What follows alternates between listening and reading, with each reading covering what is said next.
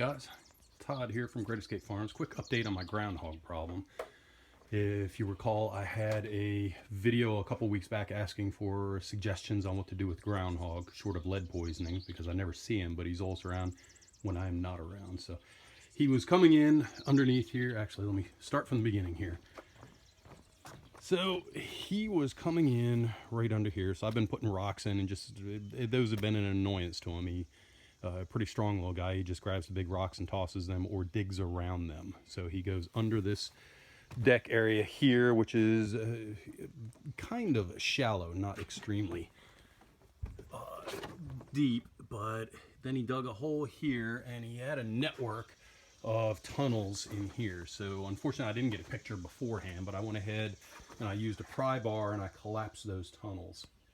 So the plan is to put some coated chicken wire in here and nail them up to the top and go down and bury them. And then in this upper section up here where it's very shallow, I have some barbed wire. So I'm just going to take barbed wire and lay it on top to make it uncomfortable for him to come through there.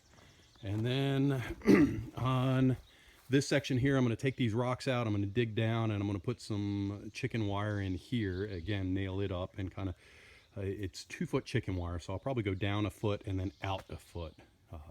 Hopefully that will deter him here. And then he had another egress spot over here. He actually chewed a hole through right here, and he was getting in. So again, I collapsed all the tunnels over here as far as I could. So I will remove the rocks. If you notice, there's a 2x4 on the back side here. Let me back up a little. 2x4 on the back side. So I will take the chicken wire, dig a trench on the inside, go down about a foot or so, and then out about a foot or so. Or maybe if I can go down 2 feet, I'll try to do that here and try to deter him here. So hopefully that will take care of this spot. It's supposed to get up to 100 degrees today. It's 8 o'clock in the morning. I already have a good bit of work done, but I still have a good bit to go. So I'm gonna go ahead and get going, and hopefully I'll have time to, hopefully I'll finish a good bit and get you an updated video later today. Okay, so I'm gonna do this video in multiple different sections here. So I now have the screen in here. I found out that back this way, up here, they have some kind of wood platform or something underneath of this deck. So they would have, groundhog would have to tunnel to get under that. So from about this point right here, over this way towards the house, is the only area that I need to worry about.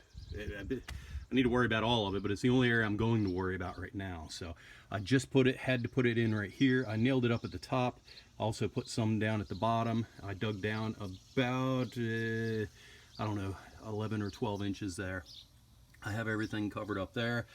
Boy, I'll tell you what, I have a new appreciation for plumbers and people that have to get into crawl spaces, because I had to get down underneath here to nail in there, and man, that was tough. I got stuck a couple times. My shoulders got hung up in the rafters here and everything. Rather uncomfortable feeling. Anyhow, so what I'm going to do now is I'm going to backfill here and to anchor the bottom part of the fence, and I'm also going to fill this hole up right here. And then after that, I'll do barbed wire and start working in other sections, but that'll allow me to cover this section, this area up here real quick. So I wanted to give you a quick video and show you where I'm at. Next update will probably be with the barbed wire. Okay, quick status update. So I have the meshed in area buried here. If you notice right in front, there's kind of a discoloration in the sand there. Those are actually fox urine granules. And that is from a company called Shake Away. I'm staring into the sun there. I don't know if you can see there. That should be better light. It's called Shake Away. It's fox urine granules. I've tried this before, didn't seem to work, but I'm trying everything right now. So with the fence and the fox urine and collapsing the tunnels, and also the added piece over here of barbed wire and more fencing that I'll be putting in this area over here in a minute. Hopefully all of that together will be a deterrent. So that's the update for the moment. I'll be back later. So now I've shown you everything I'm going to do in here. I'm not going to do anything else. So I'm going to go ahead and button this back up. One other thing I wanted to point out. Earlier in the video, if you notice, I had the shovel laying on the ground face up. It didn't get me, but it has in the past. So you always want to lay a shovel face down. So that's just general safety there, and I didn't realize that till right after I had made the video. So I wanted to point out, yes, I made a mistake there, and I corrected it. So always lay your shovel face down, because if it's face up and you step on it, it could pop up and nail you in the head, and I've actually done that before. So sometimes I do learn from my mistakes, and sometimes I don't. So anyhow, that's it for now. Okay guys, getting ready to finish up here. So I already covered in some of the top part up here, just so I didn't have to move dirt twice. So I went ahead and I nailed it here on this post. And then as I was digging the rest out, I just put the dirt off to the side. So trying to remove as much extra work as possible. So what I did is I came right up to the top here. I have several different nails of the fence post nails in.